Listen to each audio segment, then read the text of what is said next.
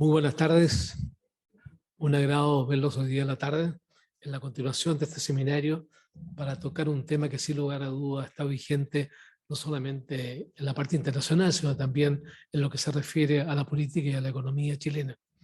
El tema del conflicto de Ucrania y Rusia ha significado, primero que nada, no sé si una sorpresa, ¿eh? Aparentemente, y probablemente Paz nos va a explicar un poco más este tema. Probablemente Rusia tenía contemplado en un momento determinado hacer esta invasión a Ucrania, derivado de antecedentes históricos de mucho tiempo. Pero a muchos de nosotros por lo menos nos convocó una sorpresa el haber visto la fuerza con que Rusia atacó a Ucrania, y además también nos ha llamado una sorpresa la duración de este conflicto. Pensamos que cuando comenzó era cuestión de una semana máximo, 10 días, en que el conflicto iba a estar terminado, pero hemos visto que la resistencia por parte de Ucrania ha significado una permanencia de este conflicto por un largo periodo de tiempo y no sabemos realmente cuánto más va a durar. Para mí es un gran agrado y un honor también presentar hoy día la tarde a Paz. Tuve la oportunidad de conocerla y de partir con ella hace unos 2 años atrás en Londres, con ocasión de un homenaje que se le rindió a un destacado abogado en Derecho Internacional y profesor y muy cercano al trabajo de paz, don Francisco Rego Vicuña. Recuerdo en esa ocasión, en Londres, varios profesores de las más importantes universidades europeas se juntaron en Londres para rendirle un homenaje a la memoria y a la trayectoria de Francisco en su calidad de profesor de Derecho Internacional, que habiendo escrito muchos libros en esa materia, esos libros son hoy día leídos y estudiados en muchas facultades, no solamente del mundo latinoamericano, sino que también del mundo europeo. Fue una muy bonita ocasión de conocer a Paz, allí departimos, y por ese motivo para mí constituye un especial agrado y honor tener la oportunidad de presentarlo hoy día de la tarde este seminario organizado por Libertad y Desarrollo para tocar este importante tema del conflicto de Ucrania y Rusia en un contexto también global. El currículum de Paz es bastante extenso. Voy a leer las partes principales. Ella es abogada de la Universidad de Chile y recibió el Premio Montenegro a la mejor egresada de su promoción. Es especialista en Derecho Internacional Público y se dedica a la práctica del derecho internacional. Realizó estudios de posgrado en Cambridge, en Oxford, y su área de especialización es la solución de controversias internacionales tanto entre estados como también entre estados e inversionistas. Fue abogada asociada del jurista James Crawford en la Matrix Chambers en Londres y de la Fundación Gabriel Kaufmann Collier de Ginebra. Trabajó en Freshfield, París, y en Foley Hawk en Washington, D.C., asesorando estados, organizaciones internacionales, empresas multinacionales y firmas de abogados en materias contenciosas y no contenciosas, en áreas como derecho de los tratados, inversión transfronteriza, derecho del mar y derechos humanos, incluyendo numerosos casos ante la Corte Internacional de Justicia y el CIADE. Paz ha sido también analista del think tank británico de Relaciones Internacionales Oxford Analytica, donde llevó el portafolio Rusia-América Latina. En la Universidad de Oxford enseñó Derecho Internacional Público durante 3 años en el programa de maestría en diplomacia. En Chile, en el inicio de su carrera, trabajó como miembro del equipo del caso Pinochet y también en la Academia Diplomática, el Instituto de Estudios Internacionales, bajo la dirección del profesor Francisco Orrego Vicuña, y la Facultad de Derecho de la Universidad de Chile. Luego de 20 años en el extranjero, tenemos la suerte de que Paz decidió volver a Chile y tenemos la oportunidad de contar con su presencia y con su posición hoy día a la tarde. Le damos la muy cordial bienvenida. Gracias. Muy agradecida que haya aceptado nuestra invitación para Libertad y Desarrollo. Es un honor tener la oportunidad de escucharte hoy día a la tarde. Gracias. Así que muchas gracias, y al término de la exposición dejaremos un espacio para que quienes lo deseen formulen comentarios o preguntas a la exposición de Paz. Gracias, Juan Carlos. Gracias.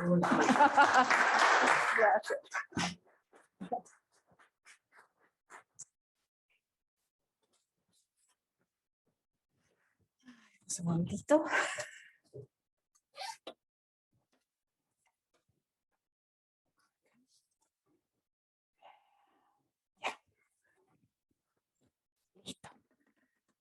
Bueno, muy buenas tardes, amigos de Libertad y Desarrollo, a todos los que están aquí presencialmente. Apreciamos mucho que hayan podido venir, ahora que estamos volviendo a encontrarnos en persona. También a todos los que nos están viendo virtualmente, muchas gracias por acompañarnos. Y esta es una oportunidad muy valiosa de poder hablar del conflicto Ucrania-Rusia. Entiendo además, cierto Morín, que este es el segundo seminario, porque ya hubo uno con mi amigo Fernando Wilson, acerca del background general de la guerra, por lo cual yo no me voy a repetir para explicar algunas de esas cositas, por supuesto. En las preguntas, si queremos volver a un marco más general, lo haremos sin ningún problema. Como dijo bien don Carlos, yo me dedico a la solución de controversias internacionales, ejerzo la profesión de abogado en esa área, y este trabajo en realidad me ha traído a Chile con la pandemia a hacer una consultoría que se fue alargando, y ya llevo toda la pandemia acá, después de muchos años afuera. Probablemente quizá algunos de ustedes me han visto en televisión, pero yo no me dedico a la televisión, es un accidente fruto de la guerra. Y una cosa que me ha extrañado para bien es que los medios hayan querido, en este conflicto en particular, menciono el caso de Canal 13, contratar a un experto para analizar la guerra. Es decir, que no basta solamente con contar las cosas que están pasando, porque son tantas al mismo tiempo y son tan complejos los movimientos y tan acelerados, que ellos se dieron cuenta que esto iba para largo y que necesitaba ayuda técnica. Entonces yo celebro, y creo, y no soy la única de mis colegas que estamos ayudando a los medios, que ese espacio exista, porque por mucho tiempo el análisis de la política exterior en los medios chilenos estaba restringido a alguna columna de vez en cuando, o algunos poquitos minutos en algún noticiario, o algunos poquitos minutos en la radio.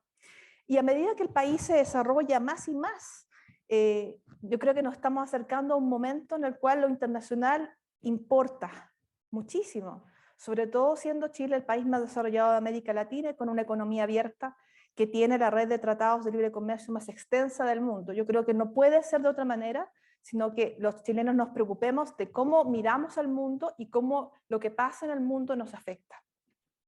Así que, para partir, también creo que es indispensable que tengamos de mi parte, una nota de humildad, por lo mismo, porque este conflicto tiene tantas dimensiones que sería iluso tratar de cubrirlas todas. Este es un tipo de conflicto, el más importante desde el año 45, en el cual la todología está completamente desaconsejada. Entonces, si ustedes ven a alguien que es capaz de analizar todos los aspectos del conflicto, yo desconfiaría, porque todos podemos ver solo un pedacito de una playa muy grande que está siendo azotada por un oleaje y no sabemos cómo va a quedar la playa cuando cese el oleaje. Entonces todos tratamos de ver la parte que podemos y analizar desde la perspectiva que nos es familiar, pero es muy difícil hacer predicciones y es muy difícil hablar de todas las áreas. Así que yo felicito que se haya hecho en 2 sesiones, de hecho, porque el background histórico de cómo se generó este conflicto, que fue abordado por mi amigo Fernando Wilson de la Universidad Adolfo Ibáñez, es indispensable, y ahora a mí me toca hablar de las repercusiones en el sistema multilateral y tratar de avisorar un poquito, contarles un poquito cómo pensamos que viene el resto del conflicto. Entonces, llevamos 2 meses de guerra, 70 días, un poquito más de 2 meses, y nos preguntamos cuánto tiempo más. Porque yo creo que a todos nos conmueve. Lo que hemos visto es una de las guerras más atroces, además es la primera guerra con redes sociales, y digamos, no tenemos que esperar al noticiario para ver en nuestro mismo teléfono los horrores que están sucediéndose todos los días, a pasos agigantados. Entonces, nosotros nos podíamos preguntar, yo me dedico al derecho internacional, ¿para qué sirve el derecho cuando la gente se está matando de una manera atroz? ¿Cuál es el rol del derecho? Y yo les tengo que contar que el derecho internacional, es el lenguaje que se está usando para hablar de esta guerra, los estados entre sí y la comunidad internacional. Entonces, este lenguaje, y vamos a hablar de algunos conceptos, es necesario para articular los intereses y para tratar de encontrar una solución. Por supuesto, lo que caracteriza el derecho internacional y lo que hace que alguna gente incluso dude de su existencia y diga que no sirve o que no existe, es que no hay un superestado. Las Naciones Unidas no son un superestado. No podemos esperar que cumplan un rol de policía o un rol de justicia que esperaríamos en una estructura centralizada. Las Naciones Unidas es un foro de cooperación y solamente tiene los poderes que los estados han querido darle, que son poderes limitados. Entonces, por eso es que no puede haber un ente que haga que esto se detenga, que eso sucedería en un ambiente de Estado-nación. No sucede así a nivel internacional. El poder de policía está disgregado entre todos los agentes de la sociedad internacional y por lo tanto corresponde a los propios miembros de la sociedad internacional, a los terceros países, ejercer ese rol por parte de la sociedad internacional como policía a través de las sanciones. Así que esa es la diferencia entre cómo funciona la sociedad internacional y cómo funciona la sociedad nacional. Hay 4 aspectos que quisiera tocar. Tenemos 45 minutos, voy a tratar de que sea todo lo entretenido para ustedes seguir esta historia. Yo soy anti-PowerPoint, yo creo en el poder de la elocuencia porque para eso estudié Derecho y soy abogado, entonces quiero que me acompañen y las preguntas que les vayan surgiendo las anoten y al final tendré mucho gusto en responder y comentar todas las preguntas que ustedes tengan. La primera es decir que claramente, y esto lo dijo Josep Borrell la semana pasada, el jefe de la diplomacia europea, rara vez es tan clara la línea entre lo correcto y lo incorrecto, lo legal y lo ilegal. Es a todas luces un conflicto donde hay una agresión por parte de Rusia completamente injustificada. ¿Por qué? Porque el uso de la fuerza solamente existe excepcionalmente en 2 situaciones. Una, cuando el Consejo de Seguridad lo autoriza, que eso no es el caso aquí, y lo otro es la autodefensa, individual o colectiva. El Consejo de Seguridad nunca va a autorizar la invasión a otro país de esta manera, porque no ha habido ningún ataque ucraniano previo que genere la posibilidad de ir y atacar de vuelta.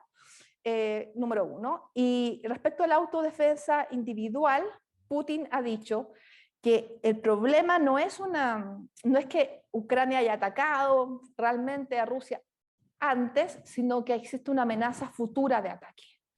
Y esa amenaza futura se desprendería del ingreso futuro de Ucrania a la OTAN. Como Ucrania ha renunciado a ingresar a la OTAN, le interesaba, pero ha renunciado, la verdad es que usar esto como argumento para invadir otro país, una amenaza futura debido a un ingreso futuro, está completamente fuera del sistema internacional. Así que esa justificación está descartada. Respecto a la autodefensa colectiva, esto es importante. Ustedes escucharán ser nombradas en los medios estas provincias separatistas llamadas Donetsk y Lugansk, ¿verdad? Y entonces estas provincias separatistas, Rusia ha querido siempre reconocerlas como repúblicas. El objeto de esto es señalar que estas provincias separatistas estarían siendo atacadas y ellas podrían pedir que Rusia las protegiera. Sin embargo, esas provincias no cumplen los requisitos para ser consideradas Estado. Así que este es otra justificación más que no tiene base en el derecho internacional, porque para ser un Estado hay que ser reconocido por otros países, hay que tener un territorio, hay que haberse escindido de una manera jurídicamente aceptable del país original. Eso no ha sucedido en el caso de Ucrania con respecto a estas provincias separatistas.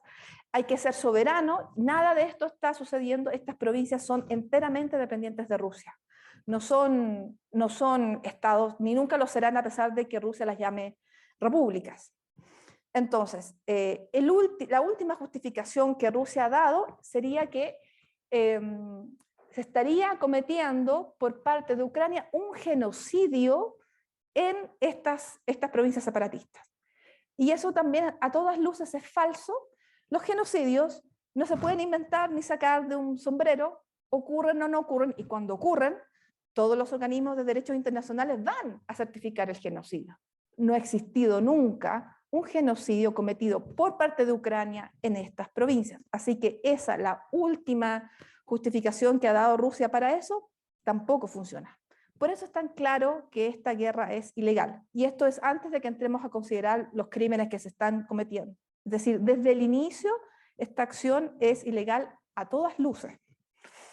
Bueno, como les decía, yo me dedico a la solución de controversias. Y aquí tenemos una controversia muy importante, haciendo por ahora, sacando del contexto todas las violaciones al derecho humanitario y a los derechos humanos que están ocurriendo allí. ¿Cómo solucionamos el hecho de que este país ha invadido y ha destruido gran parte de la infraestructura del país y además, bueno, asesinado a una gran cantidad de personas? Hay métodos diplomáticos y legales para tratar de solucionar este conflicto. Y los métodos diplomáticos, que son lo primero que se ha intentado, han fracasado. ¿Por qué? Porque para que, y esto lo sabemos bien los chilenos, porque nosotros tuvimos un cuasi conflicto con nuestro vecino que pudo haber terminado en una guerra muy terrible. Para que dos países solucionen sus conflictos de una manera exitosa por vía diplomática, se necesita que ambos países estén dispuestos a ceder algo. Y el problema de Ucrania y Rusia es que ninguno de los dos quiere ceder en nada. Y en el caso de Rusia, que es el invasor, no quiere ceder, no solamente no quiere ceder en nada, sino que además quiere ganar algo.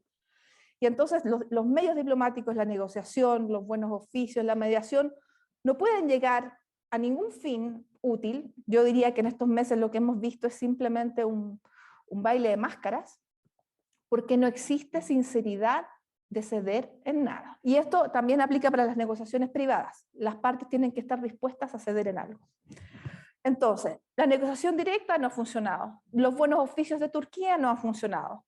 El llamado que se hizo para que el Papa mediara no ha funcionado. Mucho menos va a funcionar que el mediador intente él mismo hacer un tipo de propuesta de solución, que es, por ejemplo, lo que querría hacer el secretario general de Naciones Unidas. Entonces, la verdad es que cada vez que ustedes vean mencionados las negociaciones, no se ve que tengan ningún fin. Y posiblemente este conflicto no se solucione por vía diplomática, lo cual es realmente terrible de decir. Ni China tampoco, siendo China el único país quizá capaz de tener una influencia en la conducta de Rusia. China no se va a involucrar, su posición posiblemente siga siendo discreta, porque por un lado, China está de acuerdo con desafiar el sistema occidental, y por otra parte, China es el actor que le está prestando ayuda económica a Rusia ahora con las sanciones. Por lo tanto, es una posición complicada. Y por otro lado, China es el primer beneficiario del sistema multilateral. A China le conviene la paz. Entonces, siendo que para estar bien con Dios y con el diablo, lo más probable es que China, siendo un actor tan importante, se mantenga en un segundo o tercer plano, muy discreto. Lo mismo ocurre para la India, que India, por ejemplo, es ahora quien está comprando el petróleo que otros países no quieren comprarle a Rusia. Ahora, Ucrania lo que busca aquí es que las tropas rusas salgan de su territorio. Y para eso, solamente, ¿qué es lo que está dispuesto a ceder? La llamada neutralidad, es decir, que no ingresar a la OTAN, dejar eso atrás, que ya lo se ha dicho públicamente, pero no renunciar a su derecho y a su aspiración de ser un miembro de la Unión Europea. Por el contrario, todos los días vemos señales del apoyo de Europa público, no solamente militar, de asistencia económica, también ofertas de asistencia económica. Los líderes de Europa se suceden yendo a Kiev todos los días, por lo tanto no hay por dónde que Ucrania pudiera renunciar a esa aspiración, que por lo demás se ha galvanizado como parte de su identidad. Ucrania se siente un país europeo y está en todo su derecho soberano de querer integrarse a la Unión Europea. Entonces, la neutralidad solo sería no ingresar a la OTAN. También aspira a Ucrania a recuperar todo su territorio, incluyendo Crimea, que fue tomado el año 2014 por Rusia. Y además no va a ceder en cuanto a mantener al presidente Zelensky en el poder. El presidente Zelensky, que ha marcado un liderazgo, que todos lo hemos visto, es sorprendente. Las personas tienden a enfocarse con el hecho que él se dedicó a las artes dramáticas, que es actor y que es guionista, pero Zelensky también es abogado, primero, antes de ser actor. Es uno de los líderes de los liderazgos más interesantes que existe a nivel mundial, y por supuesto Ucrania no está dispuesta a ceder que Zelensky se mantenga en el poder. Respecto a Rusia le interesa obtener definitivamente soberanía sobre una parte de Ucrania. Y lo que se espera en este momento, el 9 de mayo es la gran parada militar rusa. Y se espera que ese día hayan anuncios importantes acerca de la continuidad de la guerra. Lo que los analistas militares, y yo no soy una, lo que los analistas militares esperan es que Rusia continúe su esfuerzo por unir las provincias separatistas con Crimea, e incluso esperar un poco más a tomar el puerto de Odessa, y esto significaría dejar a Ucrania sin mar. Y que ese sería el propósito que se anunciaría el día 9 de mayo. Por supuesto, aquí estamos especulando un poquito, pero renuncia de alguna forma, aunque sigue haciendo su bombardeo de vez en cuando hacia el centro del país, pero en el fondo la capacidad del ejército ruso ha sido minada por 2 meses de guerra, de una guerra que se suponía iba a durar solamente 2 o 3 días, y por lo tanto ya no se ve como posible el hecho que Rusia pudiera anexar toda Ucrania, sino solamente el sur, y si le fuera muy bien, entonces dejar a Ucrania sin mar. Ese es más o menos el panorama respecto a lo que las partes pueden ceder o están dispuestas a ceder.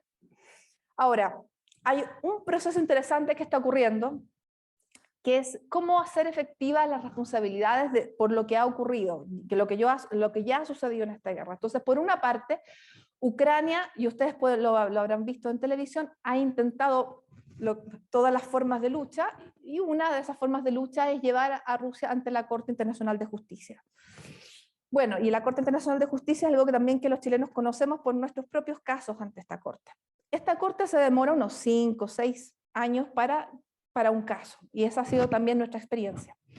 Pero existe la posibilidad de las medidas provisionales, y eso es lo que ha pedido Ucrania, y Ucrania recibió medidas provisionales, y en esas medidas provisionales la Corte dijo que no hay ningún antecedente, y este es el valor de esa acción, que no hay ningún antecedente de que Ucrania haya cometido un genocidio previamente, que Rusia tuviera que justificar ingresar para terminarlo, para impedirlo, para suspenderlo. Entonces, esa medida provisional que obtuvo por la Corte Internacional de Justicia lo que hace es destruir una fake news, que es uno de los argumentos principales de esta guerra esgrimido por Rusia. La sustancia del caso, por supuesto, tiene que seguir. Este es solamente le estoy contando solamente la etapa previa de las medidas provisionales, pero ya es algo de valor para Ucrania, junto con todas las otras acciones que está tomando en Naciones Unidas, distintas votaciones para sancionar a Rusia, que han tenido un gran consenso a nivel internacional. Más de 140 países condenaron algo que no se ha visto antes en Naciones Unidas, en la Asamblea General. Por supuesto, Chile se sumó a esos grandes consensos. Pero hay algo en el aire que es algo que nunca hemos visto a nivel internacional. Por ejemplo, la intención de que se mueva una moción en Naciones Unidas para sacar a Rusia de la organización, para excluirla, para suspenderla, en Naciones Unidas y en otras organizaciones internacionales del sistema internacional. Por ejemplo, el Banco Mundial, por ejemplo, el Fondo Monetario Internacional. Estas son cosas que nunca hemos visto y que sin embargo se están considerando, porque esta guerra efectivamente es el primer conflicto donde se enfrenta una superpotencia nuclear contra Occidente, en Europa y por territorio. Es decir, si alguien nos pregunta si esta guerra, ¿por qué es tan importante? ¿Por qué parece congregar mucho más interés que el conflicto palestino-israelí o la guerra en Bosnia o cualquier otro conflicto? Es por esto, es porque está sacudiendo las instituciones internacionales de una manera, en todas las áreas temáticas, de una manera que jamás hemos visto. Bueno, voy a dejar un pedacito, tengo que hablar de la responsabilidad penal. Nuevamente me remito a lo dicho por Borrell y la Unión Europea. Nunca hemos visto tan clara la línea entre la legalidad y la ilegalidad. Entonces tenemos por un lado la Corte Penal Internacional, que la Fiscalía está realizando una investigación respecto a los crímenes. Por otro lado tenemos tribunales nacionales que, de acuerdo a la jurisdicción universal, porque estos son crímenes que no prescriben, podrían en el futuro, cuando estos jerarcas salgan de Rusia, cuando haya algún cambio de régimen, puede ser que incluso sea en 50 años a partir de ahora, habrá jurisdicción universal para que cualquier país pueda juzgar a esas personas. Así que eso también va a ocurrir. Y además de eso existen planes para crear, de nuevo, esto marca que, ¿por qué esto es tan histórico? Un tribunal especial estilo juicio de Nuremberg para Putin y sus secuaces. Es decir, nuevamente esto nos remite a los paralelos de la posguerra de la Segunda Guerra Mundial. Ese es el nivel en el cual estamos y esos planes están siendo negociados entre el gobierno ucraniano y Occidente. Ahora, respecto a las organizaciones internacionales, que es lo que, hacia dónde iba, creo que es muy importante decir que lo primero que está ocurriendo ahora, y esto es fruto no solo de las sanciones, sino también de la opinión pública internacional, Rusia está caminando en dos direcciones. Una, Rusia va a ser un paria. El estigma de los crímenes que se han cometido y que todos hemos podido ver a través de los medios, ese estigma va a perseguir a Rusia por mucho tiempo. Esto es bastante triste porque hay que siempre separar el gobierno del pueblo ruso. El pueblo ruso es un pueblo muy entrañable, con una cultura fascinante, pero lamentablemente el pueblo ruso también va a sufrir como resultado del accionar de sus jerarcas y de su gobierno. Además, el pueblo ruso sufre lo que es ser una autocracia, porque en Rusia no hay democracia. Me impresiona a mí que en Chile casi nunca se diga esto, que en Rusia no hay democracia, que efectivamente en Rusia no hay libertad de expresión, no hay libertad de prensa.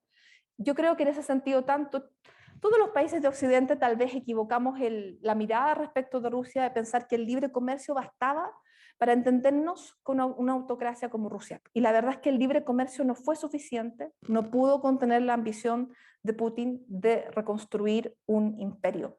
Yo creo que esto es importante, una importante advertencia para quienes creemos en el libre comercio. ¿Hasta qué punto es posible separar la política comercial de un país de la política de defensa, de la política exterior, de la política de derechos humanos? Alemania, por ejemplo, separó esto y lo llevó por cuerdas separadas, y la verdad es que eso se volvió una debilidad estratégica.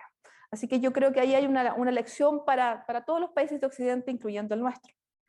Entonces, Rusia ha perdido su soft power, su capacidad de influencia, y esto está demostrado por el hecho de que ni siquiera sus aliados tradicionales en América del Sur, por ejemplo, Cuba, Venezuela, Nicaragua, Bolivia, Argentina, ninguno de estos países votó en favor de Putin y Rusia en la Asamblea General de Naciones Unidas. Los únicos aliados firmes de Vladimir Putin hoy son Bielorrusia, Siria, Corea del Norte. Y eso es todo. Entonces, la verdad es que Rusia parece ser una superpotencia y no lo es. Una superpotencia no tendría el fracaso militar que significa esta guerra. Una superpotencia tendría una economía más fuerte también, no solamente un ejército mejor organizado y más tecnológico, sino también una economía más fuerte. El PIB de Rusia equivale al PIB conjunto de los Países Bajos y Bélgica. No es más que eso, a pesar de que el territorio es enorme y tantos recursos naturales. Pero hay una autocracia corrupta en el poder, que significa que los ciudadanos no tienen un gobierno que está administrando bien sus recursos. Así que si Rusia no era una superpotencia, aunque tenía aspiraciones de serlo y ha mantenido una imagen de tal, la verdad es que en los hechos eso no es así y la guerra lo está demostrando. Por lo cual es un momento para también que los países occidentales reevalúen cuál es el valor de mantener vínculos comerciales con un país que va a la baja. Entonces, va camino a ser un paria, y lo otro va camino a que esa autocracia se endurezca aún más. Y esta falta de libertades que mencionamos se haga aún más terrible para sus ciudadanos. Y por lo tanto, Rusia yo creo que se encamina a una represión mucho más dura de sus ciudadanos. Van a haber muchas más protestas contra la guerra y es imposible mandar a todo el mundo a un gulag, por lo cual no hay que descartar el cambio de régimen en algún momento en Rusia a pesar de toda esta represión.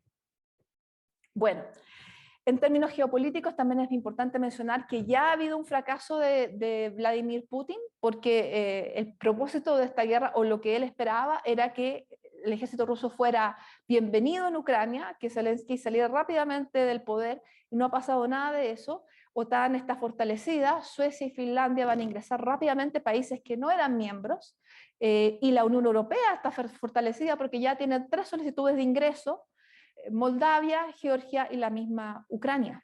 Es posible que otras repúblicas, exrepúblicas soviéticas, también quieran ingresar a la Unión Europea. Así que está ocurriendo todo lo que Putin no quería que sucediera. Ahora, voy a dejar para el final el efecto de la crisis humanitaria y los posibles efectos que eso pueda tener en cuanto a inestabilidad política también para nuestra región. Respecto a las sanciones, es muy importante que mencionemos las sanciones porque la asociación con Rusia va a estar manchada con este estigma que les mencionaba, y por lo tanto es un momento para que los países reevaluemos nuestros vínculos con Rusia. Me interesa particularmente mencionar la Organización Mundial del Comercio, que es una de las grandes creaciones de los tiempos modernos, que vive un momento difícil porque ya desde la época de Donald Trump, con un mayor proteccionismo a nivel internacional, un mayor proteccionismo, nacionalismo, y en el momento actual la OMC está realmente paralizada. Los países occidentales no quieren lidiar con Rusia en el seno de la OMC. No está funcionando el sistema de solución de controversias de libre comercio que está al interior de la OMC. Y hay quienes piensan que la situación de Rusia-Ucrania es la instancia que permite que la organización se paralice enteramente y que haya que crear una nueva Organización Mundial del Comercio, lo cual sería muy, muy lamentable porque es una organización que realmente ha contribuido a la prosperidad en todo el mundo. A mí realmente me resulta increíble decir que se puede acabar la Organización Mundial del Comercio, pero en estas circunstancias estamos. La OECD, que es otra organización que Chile integra, es una organización donde podrían, por ejemplo, darse algunas sanciones para Rusia. Es importante, por ejemplo, que ahí se eleve el trabajo que se hace anticorrupción. Como hemos mencionado, Rusia se trata de una autocracia corrupta y por lo tanto es importante el trabajo que se hace ahí respecto a transparencia y anti-lavado de dinero. Es bastante importante. Me interesa también mencionar el famoso TPP-11, tan incomprendido en Chile. El TPP-11, que es un tratado progresista, como una de sus letras lo designa, creo que podría cobrar nuevo brío y que incluso el actual gobierno chileno podría quizás reconsiderarlo. Hay países, por supuesto, con gobiernos de izquierda que lo han aprobado sin ningún problema. Perú, por ejemplo, y Nueva Zelanda, y bueno, por supuesto con algún tipo de norma o provisión que les permita electoralmente poder vender el TPP-11 como el buen tratado que es, pero creo que podría cobrar especial importancia porque es poco probable que China lo integre. Y los países necesitan diversificar sus mercados. Si hay algo que muestra el conflicto de Ucrania es que depender de un solo país para cualquier cosa es complicado.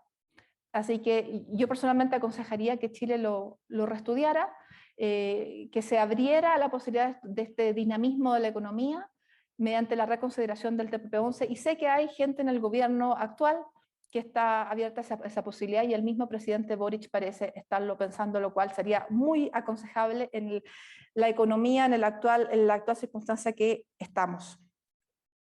También creo importante mencionar que el hecho que esta guerra tenga una dimensión energética debiera empujar en todo el mundo la inversión verde, la inversión sustentable. Por supuesto, ahora las cosas se suceden rápidamente, los países están tratando de buscar otras formas de paliar su necesidad de energía.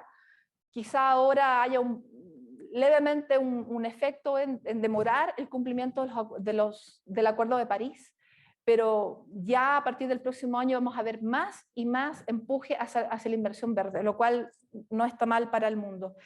Sí, la otra cosa que va a ocurrir es que para aquellos países que estén afectados por la guerra, en términos de su inversión, va a haber una ola de casos de inversión relativos a inversión bajo tratados entre Rusia y otros países. Y ese tipo de arbitrajes, que es una de las cosas a las cuales yo me dedico, superará largamente, por ejemplo, el país que tiene más casos de este tipo de arbitraje de inversión ha sido Argentina durante la crisis que tuvo en la década del 2000. El caso de Rusia superará largamente eso. También me interesa mencionar el sector privado en relación a este tema de la reputación, como les mencionaba. Cada empresa, cada multinacional en el mundo tiene la oportunidad de elegir de qué lado quiere estar.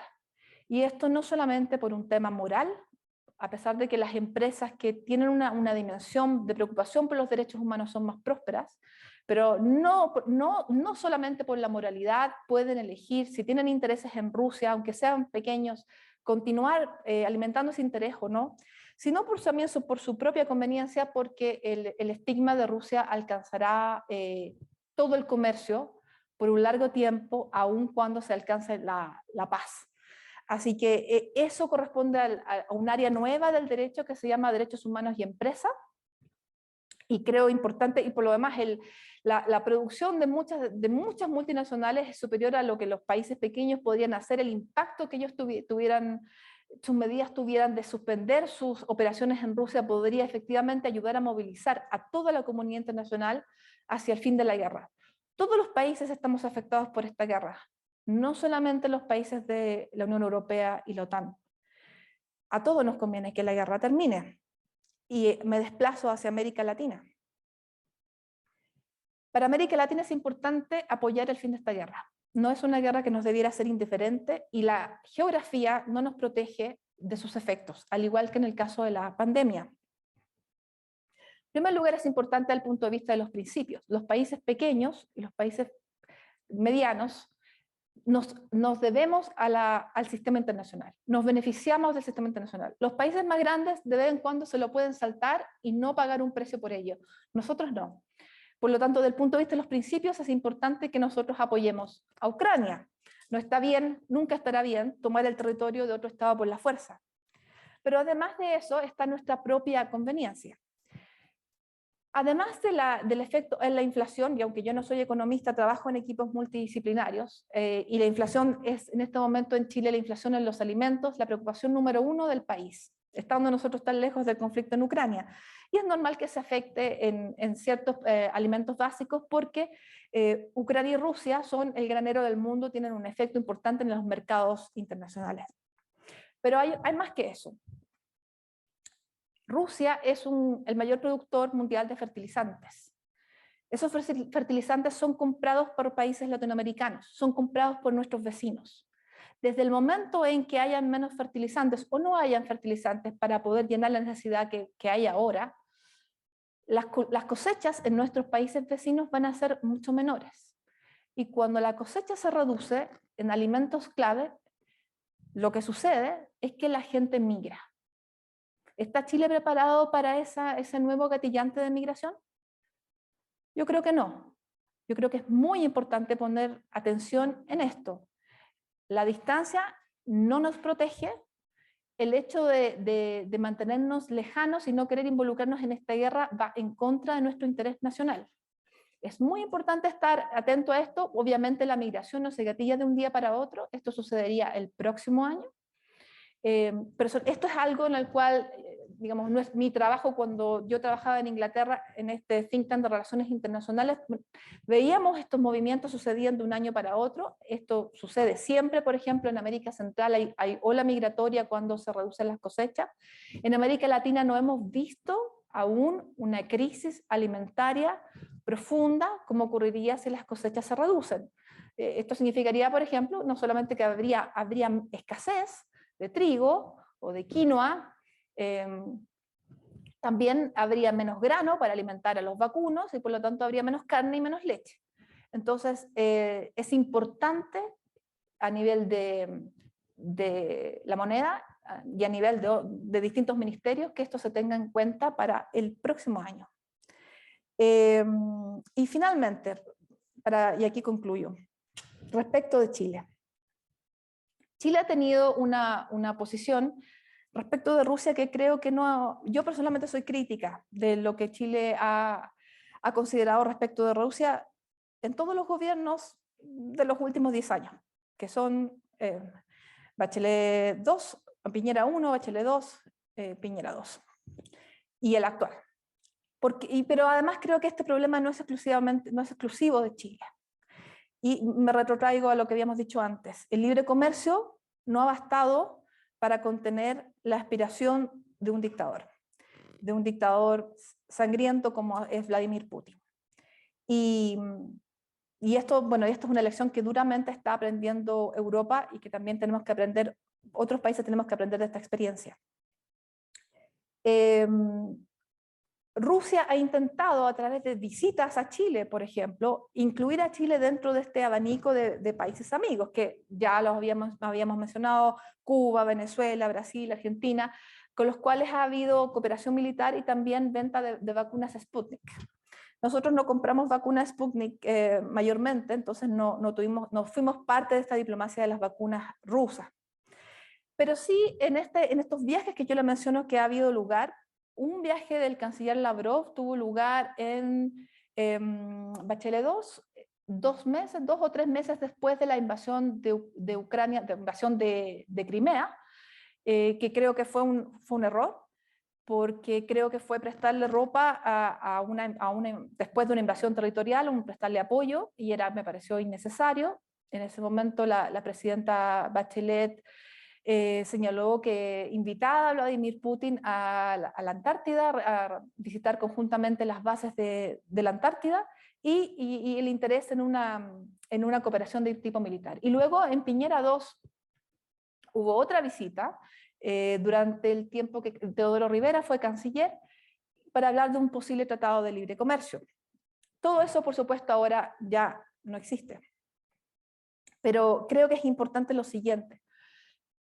No basta con condenar la invasión y unirnos a los grandes consensos en Naciones Unidas para condenar a esta invasión. Y la actual canciller, la canciller Urrejola, que es una figura del mundo de los derechos humanos, ha dicho que las sanciones económicas no están en cartera para Chile y que si así fuera habría que considerar un contexto multilateral.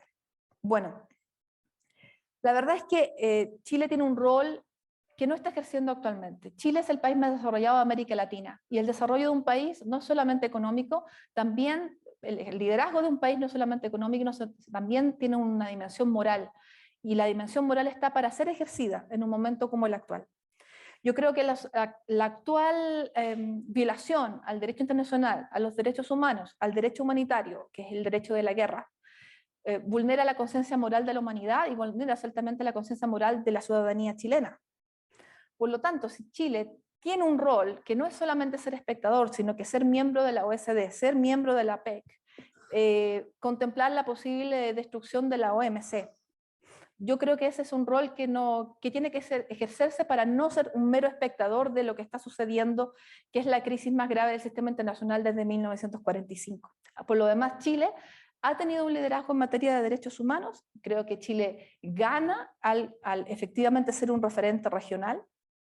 Y esto no tiene que ver con simplemente sumarse a Europa o sumarse a Estados Unidos, sino porque los efectos de la guerra llegan directamente a nuestra región, y siendo Chile el país más desarrollado, si se produce este fenómeno migratorio, será el país al cual los sudamericanos migrarán. Por lo tanto, es en nuestro propio interés y por nuestra propia economía, que necesita el dinamismo de la economía global, un país abierto, es que a nosotros nos conviene que esta guerra termine lo antes posible y apoyar por todas las vías posibles que termine esta guerra que realmente nos conmueve a todos, pero que además debe movilizarnos a todos. Bueno, eso es todo. Muchas gracias.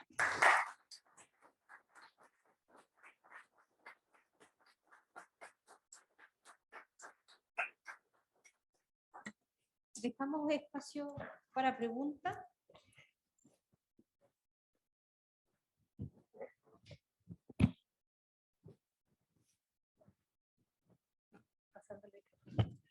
Bueno, muchas gracias, Paz, por esta interesantísima exposición que, junto con clarificar muchos temas, deja abierta también muchas consultas y muchos comentarios. Así que ofrezco la palabra a quienes quieran emitir algún comentario, formular alguna pregunta. Voy a tomar nota a la antigua, con cuaderno. Estamos aquí con la primera fila. Sí. Ahí terminó. No,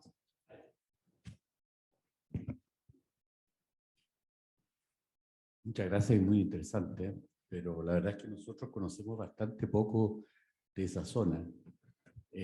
Lo que yo veo, estaba mirando, digamos, es que el PGB per cápita de Ucrania es bastante más bajo que el ruso. Y eso ocurre y se repite casi en todas las República Soviética. República Soviética, con excepción de Kazajstán, que creo que es exportador de petróleo, así que ahí tiene una dinámica distinta. La primera pregunta sería, ¿a qué se debe esto? Y segundo, ¿por qué, digamos, o sea, yo entiendo ahí, y tal vez esa es la explicación, y tal vez podrías extenderte un poco al respecto, ¿por qué a un país como Ucrania, digamos, con un PGB per cápita tan bajo, le interesa pertenecer a la Unión Europea? O sea, más allá de una alianza política y de seguridad, es una alianza económica muy, digamos, corregir el mal negocio que hicieron siendo, digamos, y especialmente ahora, digamos, con el alza del precio de los alimentos, porque entiendo, no estoy seguro de eso, que Ucrania es un gran productor de bienes agrícolas. No, juntemos un poquito las preguntas, sí.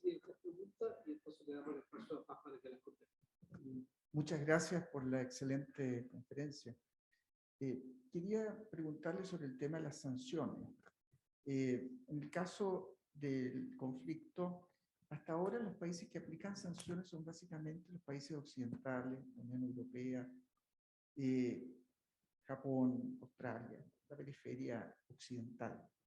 Pero América Latina está absolutamente dividida. Cuando se votó en la OEA la suspensión de Rusia como observador permanente, Argentina, Brasil, México, Bolivia y 2 o 3 países caribeños se abstuvieron. Y esta abstención ha sido más o menos constante. Entonces yo no veo una posibilidad de que la región pueda, y usted mencionó que la canciller había dicho de que en contexto multilateral Chile podría evaluar el tema de sanciones. Pero no veo el ambiente en la región para ese tipo de medidas, aunque yo creo que es el paso siguiente, porque la gravedad de la situación amerita la aplicación de sanciones. También fue suspendida Rusia de la Organización Mundial de Turismo, siendo el primer organismo especializado en Naciones Unidas en hacerlo. Pero hubo 40 votos a favor y hubo 40 abstenciones. No sé cómo votó Chile, pienso que habrá votado a favor. Pero entonces la comunidad internacional pareciera que no está en la onda de apoyar la sanción, aun cuando eso puede ser al final, si los países, llamemos del tercer mundo, se suman a esa política, puede ser un efecto también importante en la acción diplomática internacional.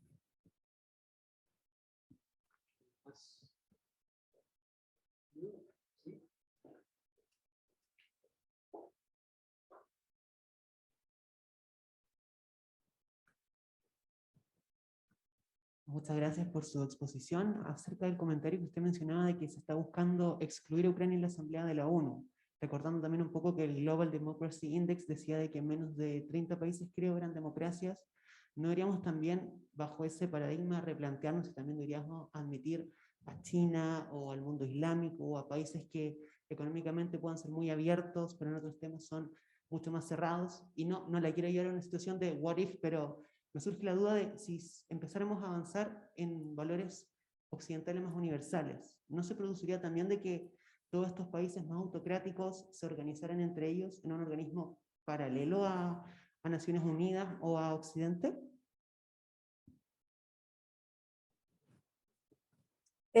Podemos responder estas 3 y después vamos con las demás. ¿Les tinca? Yo no tengo ningún problema en responderlas todas.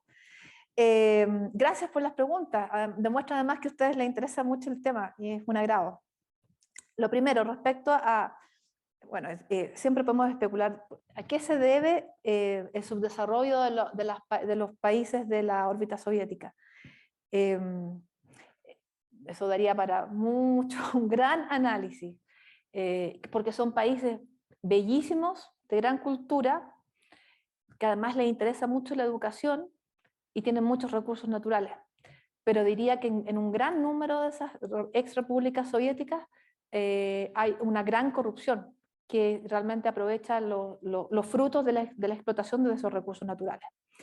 Por eso no me sorprende que los países que alguna vez estuvieron bajo la égida o la cercanía a la Unión Soviética, los que se acercaron a la Unión Europea son los que han progresado, que son los países bálticos, Polonia, en menor medida Finlandia. Por supuesto. Entonces, Ucrania sabe que ese es el futuro, pero para varias cosas. Ahora, ¿cuál es el problema? Sobre todo lo que sucedió con el Brexit llamó a la reflexión de que el ingreso de países que estuvieron, digamos, detrás de la cortina de hierro fue tal vez demasiado acelerado a la Unión Europea y que esa apertura fue muy rápida. Y eso generó en países de Occidente una incomodidad. Y el caso principal, el Reino Unido.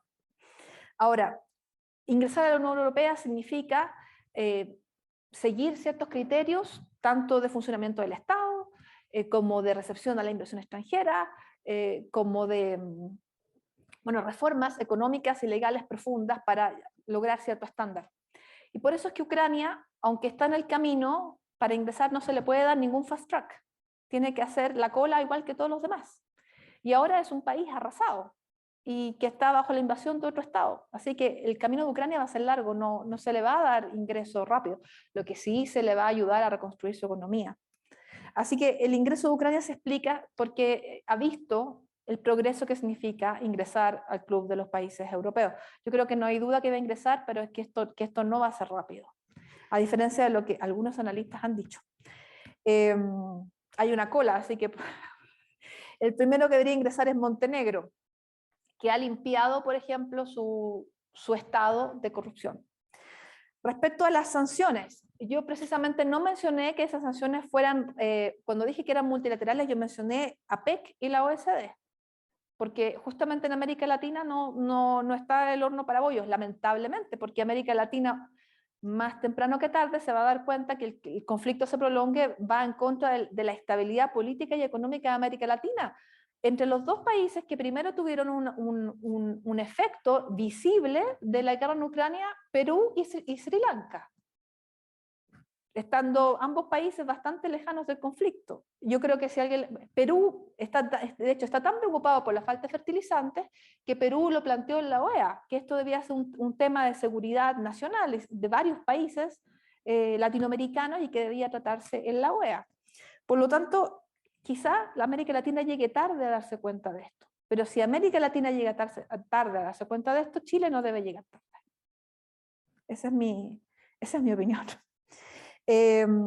Ahora, respecto a excluir a otros países de Naciones Unidas, bueno, yo creo que por eso es que respecto a excluir a Rusia de entidades internacionales, hay gente que opina que esto sería desaconsejable, volverlo enteramente un paria. La verdad es que yo no tengo la respuesta para eso. Naciones Unidas no es un club de países democráticos, pero si se excluye a Rusia, no va a ser porque es un país democrático. No es un tema de democracia o no democracia. Se estaría excluyendo a Rusia, suspendiendo de manera temporal para que no pueda ejercer el veto y para que el Consejo de Seguridad tal vez pueda contemplar una acción de tipo militar. No es para otra cosa. El problema es que esto está tensionando la estructura internacional de posguerra, que es 5 países que tienen el veto. Ese es el problema. Si Rusia no fuera uno de esos 5 países, no estaríamos quizá hablando de esta moción.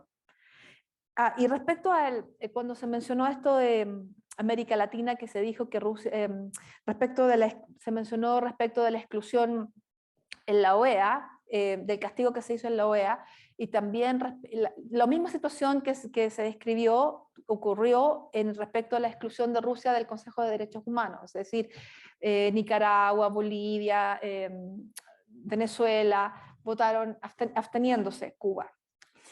Bueno, el asunto es que yo creo nuevamente esto muestra que en el fondo estos países aún no han comprendido enteramente, no han votado con Rusia, pero tampoco han querido votar por Occidente.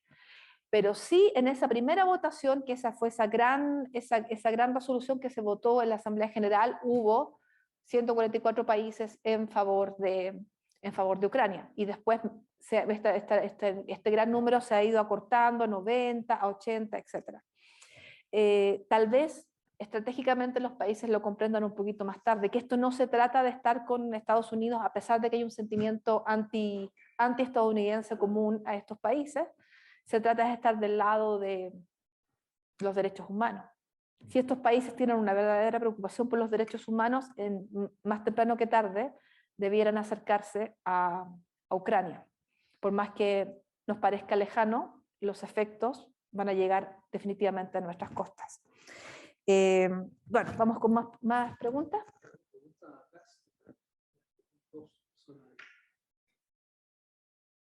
Buenas noches, muchas gracias por su exposición y gracias a Libertad y Desarrollo por el espacio. En primer lugar, me surgió la pregunta durante su disertación de qué podría ocurrir con un Putin que se viese aún más aislado y acorralado si no ocurre un cambio de régimen por factores más moderados dentro de Rusia. ¿Qué consecuencias podríamos temer? Creo que sería el verbo. Y si podríamos, a raíz de ese aumento de la represión dentro de Rusia, ver algún tipo de caso de movilidad humana masiva desde Rusia hacia Europa, como el que acabamos de ver y estamos viendo desde Ucrania. Y por último, si se pudiese un plano más especulativo, usted mencionó a China también. Pudiésemos pensar que una de las razones por las que China se mantiene tan al margen de la situación es por sus propias aspiraciones territoriales sobre, por ejemplo, Taiwán, Bután y otras zonas. Gracias. Bueno, buenas noches, igual agradecer la oportunidad de estar acá y la disposición. Tres preguntas de la exposición que me llamaron un poquito la atención. Se habló que esta era como una guerra distinta, el tema de redes sociales, Occidente, una potencia, Rusia contra Occidente. ¿Qué se diferencia con Crimea del 2014? También habían redes sociales, eran los mismos actores. La segunda inquietud, se señaló, y me imagino que no fue anecdótico, sino que tiene un sentido el hecho, que Ucrania estaba viendo la posibilidad de estas condenas internacionales en el Tribunal Penal Internacional, y tú señalaste Nuremberg. ¿Por qué Nuremberg y no el Tribunal Penal para la ex Yugoslavia? Es decir, acá van a haber personas que se van a juzgar en ausencia, como Bormann, o van a haber ahorcados. Es decir, ¿cuál es la diferencia? ¿Por qué el caso de Nuremberg específicamente? Y lo tercero, que es un poquito más, creo que más polémico, pero al final cuando se habló de la canciller chilena sobre las sanciones económicas, tú hablaste que había que tener un carácter moral que se podía implementar. Pienso hoy en Estados Unidos, y esto como ejemplo solamente, se está discutiendo la ilegalidad del aborto. Desde 1974, 73, creo que el caso Rosewater debe ser uno de los genocidios más grandes del mundo, matar personas dentro del vientre materno. ¿Por qué ahí la moralidad no es tan evidente como si en este caso, sobre todo pensando en Chile, que fue un país que por muchos años estuvo prohibido el aborto? Eso. Me gustaría formularte dos preguntas. Ya. Vinculado con el tema de que aparentemente, no saben desde que esto de Rusia, las informaciones son bastante tergiversadas. Se habla mucho de que hay un apoyo popular a lo que ha hecho el presidente respecto a la situación. Simultáneamente, para ahora de resolver el conflicto, me imagino que ha significado una cierta humillación de las Fuerzas Armadas rusas. Esperaban decretar el conflicto en 9 periodos de tiempo. Es que esas humillaciones y esas apreciaciones de lo que piensa el ruso común puede llevar esto en algún pronunciamiento militar de los rusos, que esto implique el tema de un cambio de gobierno en Rusia con todas las implicancias que eso tiene. Y otra pregunta que te quería formular Lo que ahora me preocupa es que dependiendo de cuál sea la resolución del conflicto, ¿hacia dónde va el nuevo orden mundial? ¿Cuáles serían, oye, los grandes actores que tú ves que van a identificarse con la supervivencia del mundo occidental y con el surgimiento del mundo oriental derivado también de una consecuencia de este conflicto? ¿Cómo aprecias tú ese nuevo orden mundial? Ya. Bueno, un tremendo panorama. Esto es un desafío para cualquier persona que haya estudiado Derecho Internacional o Relaciones Internacionales. Entonces, como les dije con la nota de humildad, esto porque es dificilísimo hacer perspectiva, lo vamos a intentar. A ver, ¿por dónde vamos? A ver, de lo que noté acá. Respecto a la situación de Crimea, ¿cuál es la diferencia? Yo creo que es lo mismo, solo que es un territorio más grande. De hecho, creo que uno de los problemas de esta guerra es que si Putin hubiera sido más modesto y hubiera aspirado solo a tomar desde el inicio el Donbass, que es estas provincias separatistas, y no bombardeando el país en distintos lugares esa noche, esto no estaría ocurriendo, porque quizás Occidente le habría dejado pasar que tomara las provincias separatistas, como le dejó pasar Crimea. Y cuando sucedió lo de Crimea, creo que Occidente pensó estratégicamente en la necesidad de seguirle comprando a Putin la energía barata que le ha comprado hasta ahora y le dejó pasar lo de Crimea. Entonces creo que ahí Occidente cometió un error. Chile también cometió un error como parte de Occidente, por lo que les contaba antes. Así que eso respecto de Crimea. Hay otro punto respecto a qué va a pasar si Putin está más aislado. Bueno, yo creo que un dictador aislado con armas nucleares es peligrosísimo y nadie puede decir exactamente lo que podría ocurrir. Bueno, él tiene armas nucleares, biológicas, químicas a su disposición y ya ocupó en la guerra estas bombas que vaporizan los cuerpos. Entonces, la verdad es que el tipo de arsenal que él podría ocupar para una destrucción masiva todavía está disponible. Por ahora ha ocupado medios no tan tecnológicos en esta guerra y ya ha causado una gran destrucción. Si la represión mayor que se espera... Rusia es un país normalmente donde hay mucha represión, donde no existe, por ejemplo, no existe la diversidad sexual, donde no es posible estar en la calle ni siquiera con un cartel de algo, digamos, el hecho de que tú te pares en la Plaza Roja ya basta para que te lleven.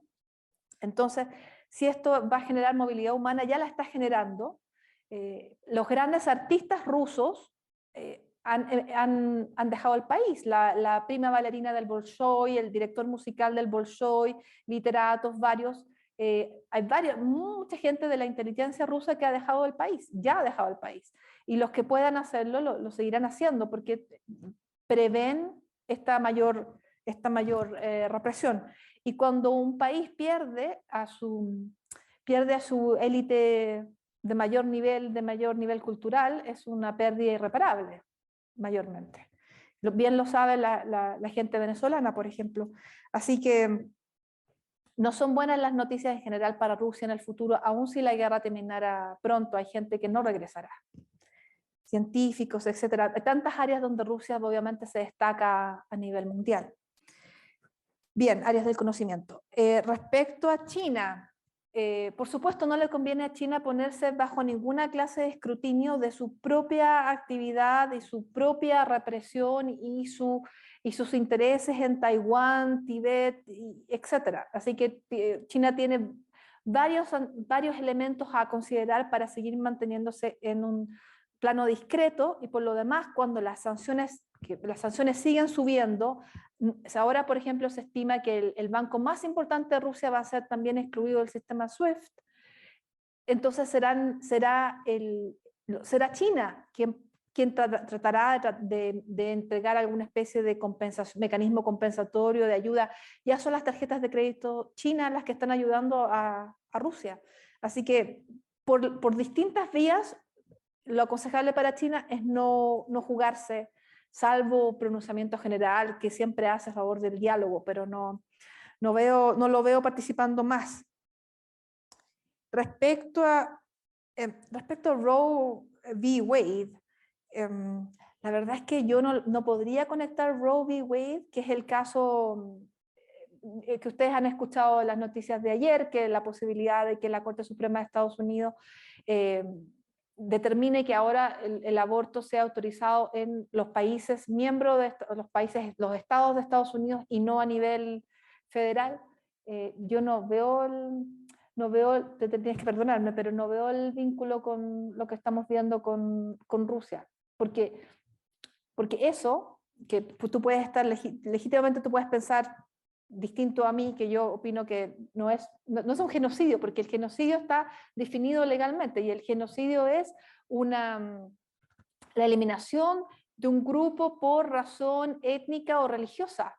Entonces eso está mal ocupada la palabra genocidio, ¿ya? E incluso respecto, por ejemplo, lo que está sucediendo ahora en la guerra, es decir, lo que hace Rusia en Ucrania tampoco es un genocidio. Lo que hace Rusia en Ucrania son crímenes de guerra. Entonces, el problema es cuando se ocupa la palabra genocidio de manera liviana. Así que no corresponde a Roe v. Wade y tampoco corresponde a lo que está ocurriendo ahora en Crimea. Y vamos a las preguntas de don Carlos. Efectivamente, uno pensaría, si hubieran libertades mínimas en Rusia, que la gente tendría la posibilidad de pensar por sí misma y juzgar si esta guerra es una guerra justa o no, y si las Fuerzas Armadas han sido humilladas o no. Pero la gente no tiene la posibilidad de juzgar por sí misma, porque Putin controla la prensa. Entonces a ellos no les llega la verdad, y por lo demás la prensa extranjera se ha criminalizado su trabajo. Ellos no pueden mencionar la palabra guerra, por ejemplo, y eso ha significado que muchos medios extranjeros que tienen corresponsalía hayan tenido que cerrarlas en Moscú, o trabajen con una presión y un riesgo para su personal. Por ejemplo, entre los pocos medios que están en Rusia todavía está la BBC y algunos medios estadounidenses, pero hay varios que han debido salir del país, porque no pueden pararse en la calle y pronunciar la palabra guerra, so pena de pasar 15 años en la cárcel.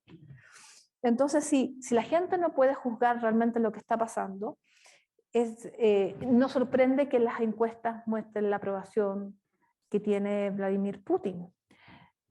Sin embargo, a pesar de eso, la guerra está comenzando a ser cada vez más impopular, y eso es básicamente porque si hay alguien que realmente tiene una idea de lo que está ocurriendo, son las madres de los conscriptos de 18 o 20 años, que obviamente son parte de un servicio militar obligatorio, y se les ha dicho a esas familias que estos jóvenes han sido enviados a un ejercicio, por ejemplo a Bielorrusia, y en realidad han sido enviados al frente a Ucrania sin los medios ni el entrenamiento necesario, y esas personas no se sabe si recuperarán siquiera los cuerpos de sus hijos. Son las madres las que están básicamente yendo a protestar en Moscú, y quizás sean las madres las que provoquen, también hay madres en el Kremlin, en cierto momento, el cambio de régimen en Rusia. Entonces, de hecho, al cumplirse el primer mes de guerra, Putin hizo un discurso dedicado a las madres de los conscriptos, pidiéndoles que tuvieran orgullo de que sus hijos se encontraran batallando el nazismo, que no hay tal nazismo en Ucrania. Pero a mí me llamó la atención, y a la prensa occidental también le llama la atención la concentración en ese elemento, porque esas madres a través del celular todavía tienen contacto algunas con sus hijos, los que todavía están vivos. Entonces esa es la situación, es una situación muy dramática, hasta que la realidad no penetre el discurso público ruso. Está difícil que se genere ese cambio de régimen.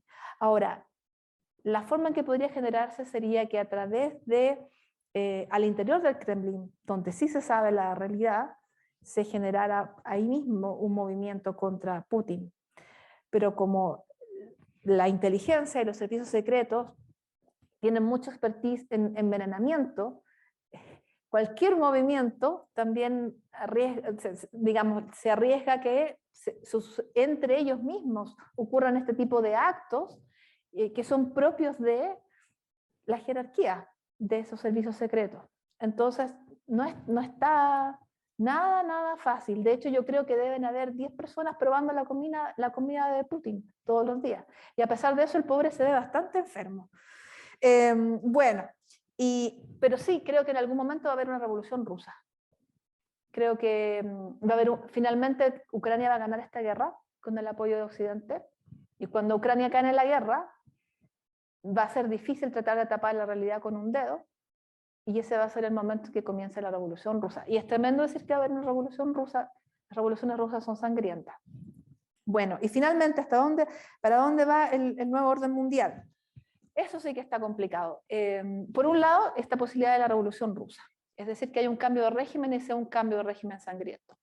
Por otro lado, las instituciones económicas internacionales han dicho que podría haber una nueva primavera árabe solo por el hecho que haya subido tanto el precio del trigo, y siendo el pan el principal alimento en el mundo árabe, que haya una primavera árabe. Entonces, en el nuevo orden mundial puede haber otra primavera árabe. Además, Rusia yo creo que va a perder el estatus de superpotencia que ha tratado de mantener, a pesar de que no es una potencia económica y cada vez es una potencia militar disminuida. A pesar de eso, lo ha mantenido. Yo creo que eso ya, como les contaba, por el efecto reputacional, lo perderá definitivamente. Yo creo que Rusia va camino a hacer esta autocracia. Quizá una nueva Corea del Norte, no lo sabemos, pero ciertamente no va a tener la gravitación que tiene hasta ahora. China sí va a continuar creciendo, y quizá en ese mundo multipolar, China y Occidente, no sé si Estados Unidos, pero Occidente a lo mejor de forma conjunta. La Unión Europea está adquiriendo unos ribetes de mayor poder que quizá antes no lo habríamos. Cuando fue lo del Brexit, todos pensábamos que otros países iban a seguir saliéndose de la Unión Europea, y lo que tenemos es una Unión Europea reforzada. Así que eso respecto a quiénes son los nuevos actores de ese nuevo orden mundial. Y es muy importante en ese nuevo orden mundial tan dinámico, como les decía, tratar de no depender de un solo actor que sea inversionista, socio comercial, etc. Es muy importante diversificar los mercados y no poner todos los huevos en una misma canasta, por lo cual si algo tenemos que nosotros los chilenos pensar como país mediano, pero que integra la OECD y tiene otros foros económicos donde participa, es tratar de pensar en perspectiva acerca del futuro y de cómo podemos proteger nuestra propia economía y nuestra propia población para asegurar la estabilidad económica y política de nuestro país. Eso.